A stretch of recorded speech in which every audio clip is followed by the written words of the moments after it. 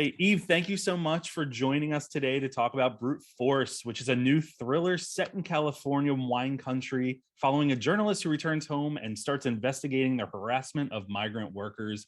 It's now available through video on demand.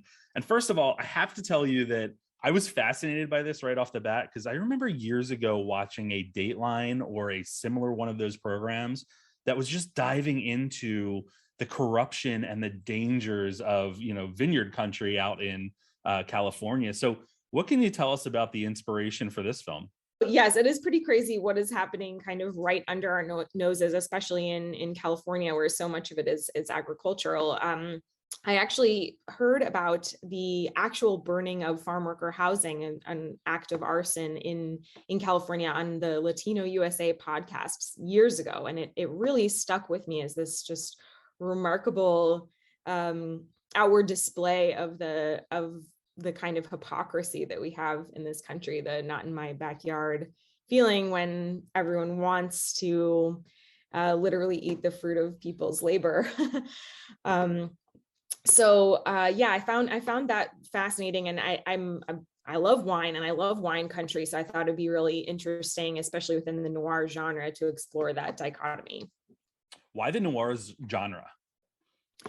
So I'm a huge cinephile, and I love classic movies, all movies, and I am so fascinated with writing within genres which have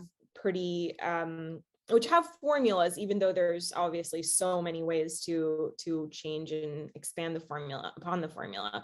But I think that the noir genre gives you a very special and creative way to examine societal problems with also all the things you want in a movie, the action, the thrills, the romance, etc. So I kind of came to the idea that I wanted to make a noir movie, and then found this inspiration and was like, oh, this is perfect. Perfect marriage.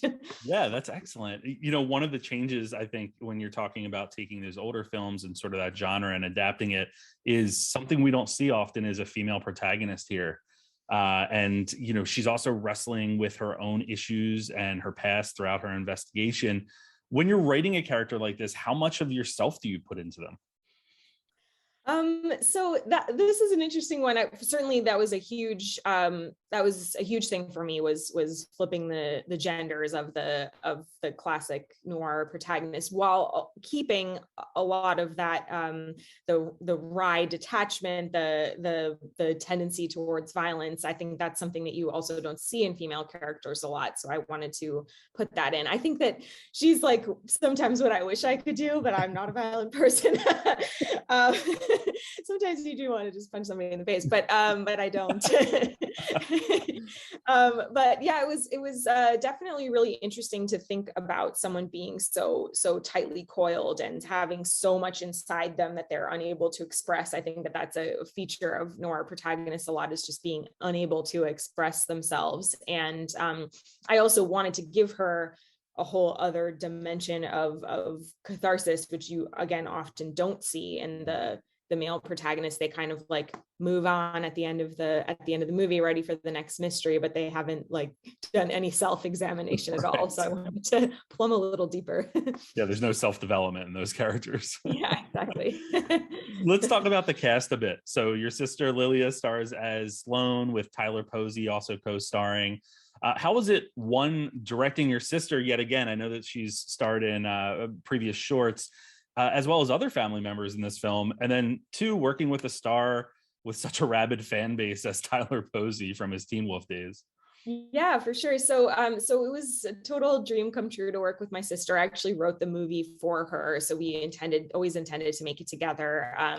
Definitely fulfilling a lifelong dream ever since we were planning our movie careers when we were kids. But that was great because she's in every second of the movie. So it was, especially for me as a first time feature director, it was really great to already have such a bond and a connection with my lead. Although, I did have to be careful not to be too sisterly and to be, to keep our relationship professional and make sure I'm watching her performance the same as I would anyone else. But she had also been living with this character for so long during the, the long road to actually getting the movie made. So that was awesome. And then so much fun to have Tyler on set. He's such a pro, and he's very enthusiastic and fun to work with as well. And I mean, for someone like him to really dive into our little scrappy movie production was great. It was really fun having him. Yeah, it was really neat seeing him in a film like this, an indie film. And it's kind of refreshing to see an actor like that take time to tell such an intimate story, or be a part of telling such an intimate story. But I think your sister really kind of drove it all home. And it's funny, even after watching it, I kept thinking, like, this would be a really good series, watching this journalist go to town and, figuring out these mysteries and what's really happening. That's a good reaction. What's that? That's a good reaction. Leave me wanting more. Well, I mean, any thoughts on kind of continuing the character, or is this sort of a one and done story? I think that would be really cool. We've definitely, the running joke on set was that Officer Jerry needs his own spinoff. But yeah, I think that it's definitely a setup for other mysteries, for other work like this. And I did want to really, not saying any spoilers, I wanted to wrap the story up while also leaving the door open for more, if I'm lucky enough to get to do another one. That's excellent. So the film has some beautiful shots, and of course that real noir feel. Can you talk about the process of filming this and any particular challenges that you may have faced? For sure. So many challenges making an ambitious indie movie. It is ambitious. So it's for our, for a first feature. We made it, right in the middle of COVID. So we were dealing with all of that. And we have just so many locations, and I was so obsessed with having all the locations be perfect. So I spent months driving around the beautiful San Luis Obispo County and a little bit in the north of Santa Barbara County, where I always intended to film it, but just trying to find like the perfect places, and sometimes begging people, I'm like, I need your vineyard, give it to me. But mostly people were actually quite receptive. I think that some of the challenges were just like making like I had to film on 5 different vineyards to get all the places that I wanted. So that was a challenge. And then I think just, obviously always having enough prep time, being able to shot list everything. But luckily I was working with my dear friend and longtime collaborator, Emily Silvestri, who's a wonderful DP and who is really in the thick of it with me. So we got a lot of late night shot listing sessions and got a chance to prep a lot. That's excellent. You mentioned preparation, and this is your first feature film. Coming from shorts, was there a different approach to preparing for this film? So yes, a lot more prep, certainly. And yeah, just kind of like living and breathing this movie for the months leading up to it. I literally only watched noir movies and was like screenshotting shots I liked so that I could show Emily later, and just was totally immersed. For my film school days, we use this book called The Director's Intuition, which has this incredibly intensive like scene analysis component to it. So I tried to do as much of that as I could. And the writer has a great thing, which is you do all this prep and then you put it away. You shouldn't be like checking your notes on set. You want to be like in it with the actors. So, but that prep work was really key. But something fun on a feature was working with a script supervisor and really making sure that all the like tracking continuity over multiple days, over multiple times of day, that is definitely a real challenge. And that was kind of fun to see how that actually works out and fits together. And I don't know why I've become this person, but continuity is something that I focus on so much when I'm seeing a movie, because I feel like it catches me off guard and it completely takes you out of the experience. If in this shot it's night and then they go upstairs and suddenly it's a little brighter outside, or the cup moves Yeah, in a for different sure. place or something. Drives me crazy. So I can only imagine how challenging that must be That to. was challenging. I will say that we worked with an incredible colorist at Photochem named Alistair Arnold, and he definitely smoothed over a couple of places where we just couldn't get the timing right for Good. whatever scheduling or light going away reasons, but he was a real magician. Yeah, it's so easy for me to sit back and nitpick and be like, oh, that doesn't make sense. But I can only imagine putting together, the full product. It's got to be crazy. Are there any particular scenes that stick out for you in terms of delivery or just simply as a favorite? So let's see. That's a good question. It was always fun for me to shoot the action scenes, especially the fight scene. That was really fun. I worked with an awesome stunt coordinator, and that was just like something I hadn't really done on that scale before. But that was very fun. And my sister Lilia had a wonderful time shooting that. But I also really enjoyed.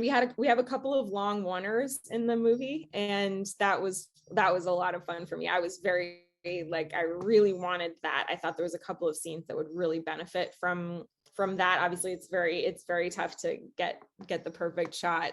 So we definitely had to do those quite a bit. But in terms of directing, being able to combine the blocking with the performances and the writing and the exactly where the camera is just a treat. It's really fun. It's got to be a lot of fun to direct a fight scene and just all the moving parts. For sure. What do you hope that audiences take from the film? So I hope the movie works on a couple of levels for people. I hope that they are sucked into the story and find it entertaining and connect with the characters. And I hope certainly there's some messaging in the story about breaking cycles of violence, about treating our migrant workers better, about how we need them and they should be better compensated and all that entails, better protected. But yeah, I also just hope that this is a fun and entertaining movie that sucks people in and gives them some feelings. It really is. It's a nice mystery. It kind of keeps you thinking the entire time, and you're on that ride, with Sloane the entire time. So definitely enjoyed it for that. But in terms of your work and what you have coming up next, is there anything you are working on currently? Anything you want to tell? For sure, yeah. So my next feature, I've got a script that's pretty far along. It's a cool horror movie. So hopefully I will be able to get that going in within the next year, and yeah, on to the next. I'm definitely excited for number 2. That's excellent. Is this because I remember one of the shorts that you produced or that you worked on was Stitchin' Bitch? Is that what it was? Yes. Is it building out that world? Little movie. That movie was my attempt to do a little bit of every genre. So if anyone finds that online, it is a very strange little product, but it was a lot. I wanted to experiment in a little bit of every genre, so that was fun. It's so exciting though, because sometimes I talk to filmmakers who are very focused on one specific genre, and it's even neat hearing the research that you were doing. I just imagine sitting in front of the Criterion channel, going to town, I love this movie. That's exactly what I did. I was so lucky. The Criterion channel released this whole set of noir movies right when I was in pre-pro for this. I was like, thank you. But yeah, I just love I love research, and I love figuring out how the genre elements help you make audiences feel something and help you tell a story. So that's definitely a passion of mine. Yeah, it definitely comes through. So I commend you for Thank that, you. especially as a first feature, because it is definitely a fun ride and really well acted too, which I think helps all the time, right? Yeah, for sure. Drives the Thank story you. home. Yeah.